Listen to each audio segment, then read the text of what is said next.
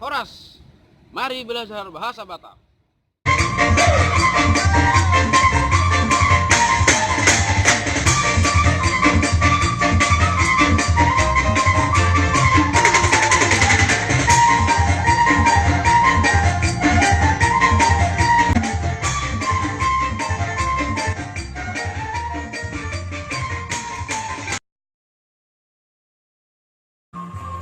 Jenis hewan atau binatang dalam bahasa Batak Toba. Mari belajar bahasa Batak. Anjing, biang, asu atau penanggai, babi, pinahan, ayam, manuk, kerbau, korbo. Kucing, kuting atau mapung, kambing, habing, kuda, hoda, lembu, lobu. Ayam, manuk, bebek, bibi, entok, surati, perkutut, aduhur.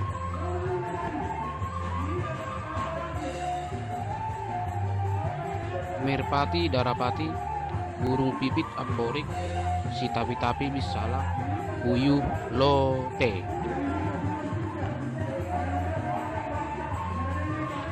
Elang, lali, walet, leang-leang, burung emprit, spirit, burung hantu, sibau.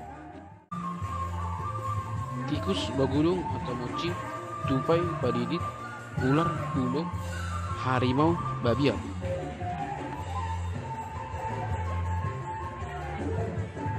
Monyet, bodak, rusa, ursa, babi hutan, aili, biawak, robar.